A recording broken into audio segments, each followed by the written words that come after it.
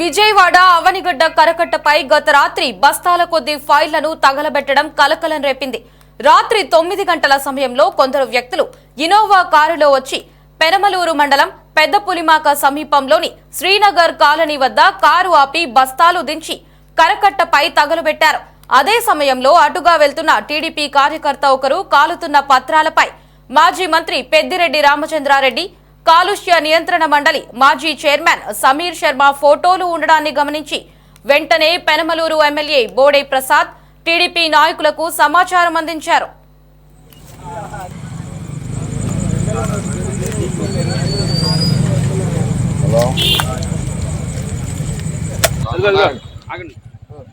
ఇక సమాచారం అందుకున్న ఎమ్మెల్యే బోడే ప్రసాద్ ఆలస్యం చేయకుండా కరకట్ట వద్దకు చేరుకున్నారు. టీడీపీ నేతలను గమనించిన యువకులు యనమల కుదురు వైపు పరారయ్యారు. ఇక అక్కడ టీడీపీ నేతలు ఆ వాహనాన్ని అడ్డుకుని పోలీసులకు సమాచారం అందించారు.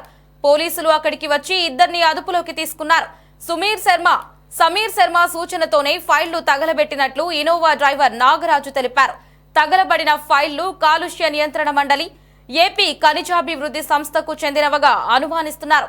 ఇక దీనికి సంబంధించి మరింత సమాచారాన్ని ప్రవీణ్ ఫోన్ లో అందిస్తారు. ప్రవీణ్, చెప్పండి, గత రాత్రి పేపర్లు దగ్ధమైతే కలకలం రేపుతూ వస్తున్నాయి. మరి దీనిపైన ఎటువంటి చర్యలు తీసుకోబోతున్నారు? లహరి విజయవాడ అవనిగడ్డ కరకట్టపై నిన్న రాత్రి బస్తాల కొద్ది ఫైల్ లైన్ అయితే తగలబెట్టడం అయితే మొత్తం కూడా కలకలం రేపుతుందని చెప్పాలి. రాత్రి 9 గంటల సమయంలో కొందరు వ్యక్తులు అంటే ఇన్నోవాలో కారులో వచ్చేసి పెనుమలూరు మండలం పెదపులిపాక సమీపంలో శ్రీనగర్ కాలనీ వద్ద అయితే కారు ఆపేసి ఇంకా ఏదైతే తీసుకొచ్చిన బస్తాలు ఉన్నాయో అన్ని కూడా దించి కరకట్టపై అయితే పెద్ద ఎత్తున కూడా ఇంకా దానికి సంబంధించి తగలబెట్టడం జరిగింది. ఇంకా అదే సమయంలో కూడా టీడీపీ కార్యకర్తలు అయితే వాటిని మొత్తం కూడా గమనించడం జరిగింది. ఈ నేపథ్యంలో అన్ని కూడా వాళ్ళు సంబంధించి ఏ పత్రాలు అన్ని కూడా గమనించినట్లయితే మాజీ మంత్రి పెద్దిరెడ్డి రామచంద్రారెడ్డి, కాలుష్య నియంత్రణ మండలి మాజీ చైర్మన్ సమీర్ శర్మ ఫోటోలు కూడా ఉండడానికి కూడా వీళ్ళు గమనించడం జరిగింది. వెంటనే ఈ యొక్క జరిగిన ఇదంతా విషయాన్ని కూడా స్థానికమైనటువంటి బోడే ప్రసాద్ కూడా ఈ సమాచారం అయితే అందించడం జరిగింది. ఈ నేపథ్యంలో ఎక్కడ కూడా ఆలస్యం చేయకుండా సమాచారం అందుకున్న వెంటనే ఒక ఎమ్మెల్యే బోడే ప్రసాద్ అక్కడికి చేరుకోవడం జరిగింది. ఎవరైతే యువకులు ఉన్నారో ఈ యొక్క బైక్ ను తగలబెట్టారో ఇక యనమల కుదురు వైపు పరారైనట్లు కూడా ఆ సమయంలో తెలుసుకుని అక్కడ టీడీపీ నేతలు కూడా ఆ యొక్క వాహనాన్ని అంటే అడ్డుకొని పోలీసులకి అయితే సమాచారం అందించడం జరిగింది. పోలీసులు కూడా అక్కడ చేరిన వాళ్ళిద్దరిని కూడా అదుపులో తీసుకున్నారు. అంటే సమీర్ శర్మ అలాగే సీజన్ ఫైల్ తగలబెట్టినట్టు కూడా ఇన్నోవా డ్రైవర్ నాగరాజు అయితే తెలిసినట్టు కూడా తెలిసింది. తగలబడిన ఫైళ్లు మొత్తంగా చూసుకున్నట్లయితే కాలుష్య నియంత్రణ మండలి, ఏపీ ఖనిజాభివృద్ధి సంస్థకు చెందినవి అయితే అనుమానిస్తున్న పరిస్థితి. ఇంకా ఈ నిందితులు ఎవరైతే ఉన్నారో నాగరాజు, రామారావులను అయితే బెంగళూరు పోలీసులు అయితే ఇప్పటికే మరి ప్రశ్నిస్తారు. నిన్న రాత్రి ఇంకా అనేక పత్రాలు ఇవే కాదు, ఇంకా హార్డ్ డిస్క్లు అలాగే లెటర్ హెడ్స్, క్యాసెట్లు ఇలా చాలా కూడా ఇవన్నీ కూడా దగ్ధం చేసినట్లు కూడా మరి పోలీసులు వీరైతే చెప్తున్న పరిస్థితి. తగలబెట్టిన అన్ని కూడా ఒకటి మైనింగ్ సంబంధించి పొల్యూషన్ శాఖలకు సంబంధించి అనేది ప్రాథమికంగా అయితే గుర్తించినట్లు కూడా మరి పోలీసులు చెప్తున్నారు. ఇంకా డాక్యుమెంట్స్ ని అసలు ఎందుకు తగలబెట్టారు అనేది కూడా ఒక ప్రశ్నార్థంగా మారిందనే తెలుస్తుంది.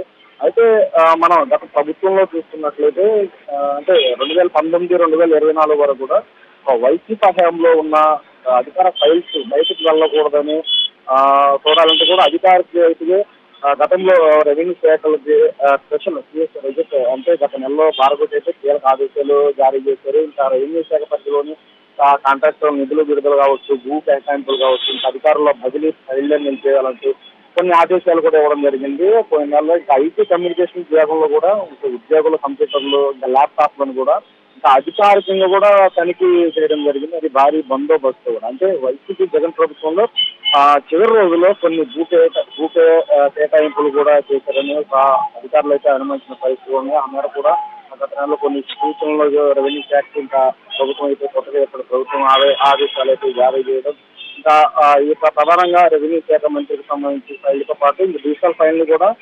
భద్రపరచాలని కూడా చేసిన అంటే కోరిన ప్రభుత్వం అయితే ఆదేశాలు జారీ చేసింది. అంటే ప్రాథమికంగా అంటే ప్రధానంగా చూస్తున్నట్లయితే గత ప్రభుత్వంలో ఏదైతే జరిగిన లావాదేవీలు ఉన్నాయో ఫైళ్లన్నీ కూడా మాయమవుతాయి అని ముందుగానే గ్రహించింది. ఎందుకంటే చాలా వరకు కూడా ఇటు భూ కుంభకోణాలు కావచ్చు, ఇలా వివిధ శాఖలు ఏవైతే ఉన్నాయో అన్ని శాఖల్లో కూడా చాలా అవినీతి అక్రమాలు ఎన్ని కూడా జరిగాయని ఎన్నికల ముందు కూడా మరి ఇటు పవన్ కళ్యాణ్, చంద్రబాబు నాయుడు వీళ్ళందరూ కూడా పెద్ద ఎత్తున కూడా మా దగ్గర ఆధారం నుంచి కూడా మాకు చెప్పిన పరిస్థితి. ఈ నేపథ్యంలోనే ప్రభుత్వం మారుతుంది అని ముందునే గ్రహించిన నేపథ్యంలో అధికారులను అడ్డుపెట్టుకోవడం కూడా ఈ యొక్క పైకి మాయం చేయాలి అనే దురుద్దేశంతో కొన్ని ఈ విధంగా గత నెలలో చేసిన దాన్ని కూడా మరి కొత్త ఏర్పడిన ప్రభుత్వం అడ్డుకట్ట కూడా వేసినట్లు కూడా తెలుస్తుంది. కానీ నిన్న జరిగిన ఏదైతే ఈ యొక్క ఘటన ఉందో ఈ యొక్క విజయవాడ అవినీతి కరకట్టలో జరిగిన పక్షాల కొద్ది ఫైల్స్ ఇవన్నీ తగలపెట్టిన నేపథ్యం చూస్తే మనకు క్లియర్ కట్టగానే ఒక తెలుస్తున్న పరిస్థితి. ప్రస్తుతానికైతే ఏదైతే ఉన్నాయి అంటే కాలుష్య నియంత్రణ మండలి కావచ్చు, ఏపీ పంజాబ్ సమస్యకు సంబంధించిన ఈ ఫైల్స్, హార్డ్ డిస్క్ ఇవన్నీ కూడా వీరు దగ్ధం చేశారు, వారి యొక్క ఫలానా వ్యక్తి ఇన్స్ట్రక్షన్స్ అని చెప్పుకొస్తారంటే ఏ విధంగా ఇటు అక్రమాల కుంభకోణాలు ఉన్న ఉద్దేశంతోనే ఈ విధంగా ఫైల్స్ తగలబెట్టారు. ఇవన్నీ కూడా దీనికి సంబంధించి ఒక ఎంక్వైరీ లాంటివి కూడా వేస్తే ఇంకా మరిన్ని బయటకు వచ్చే అవకాశం ఉంది. దాంట్లో అందరూ కూడా ఎదుర్కొంటారనే ఉద్దేశంతోనే దురుద్దేశంతో ఫైల్స్ తగలబెట్టే చర్యగా పాల్పడ్డారనేది కూడా ఒక స్పష్టంగా అయితే ఇది తెలుస్తున్న పరిస్థితి. ఏదేమైనా సరే దీనికి సంబంధించి ఎవరైతే నిందితులు ఉన్నారో ఇటు నాగరాజు, రామారావులు అయితే పోలీసులు అయితే ప్రశ్నిస్తారు. ఇంకా పూర్తిగా వారి దగ్గర ఒక ఎంక్వైరీ అంటే పూర్తిగా చేయాల్సి ఉంది.